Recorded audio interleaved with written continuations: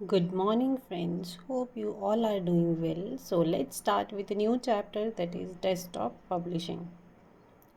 Okay, so let's start. What is desktop publishing? It is basically a creation of a document using page layout skills on a personal computer. It can generate layout and produce quality text and images.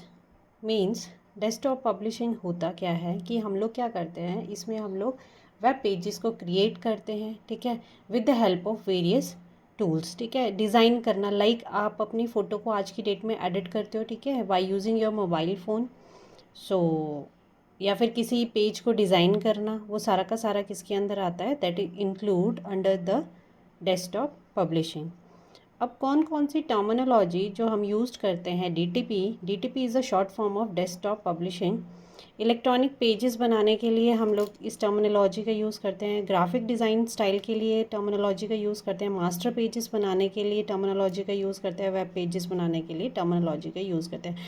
Web pages कौन से होते हैं, जैसे आप कोई भी website को create करते हो, ठीक है, उसमें जो वेरियस पेजेस आते हैं, जैसे आप लोग देखते हो होम होता है, अबाउट अस होता है, कॉन्टैक्ट अस होता है, that is called as a web pages. Okay, so the next is what type of software used in case of desktop publishing, like page maker tools use करते हैं हम लोग, ठीक है, जिसको इंट्रोड्यूस किया था इन द ईयर ऑफ 1985 में।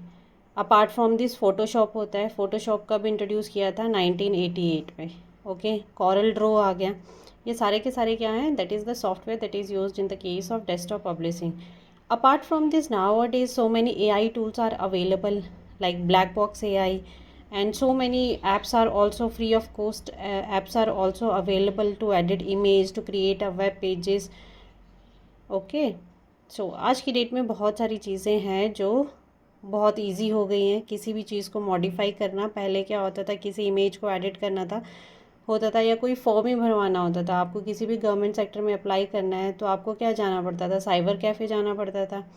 आप वहीं उसको बोलते थे, उसको फ़ी पेमेंट देते थे कि भाई हमारा फॉर्म जो है उसको फिल कर दो। आज की डेट में आप लोग क्या होता है, घर बैठे अपने सिस्टम के साथ खुद ही क्या करते हो, अपने फॉर्म को फिलअप करते हो।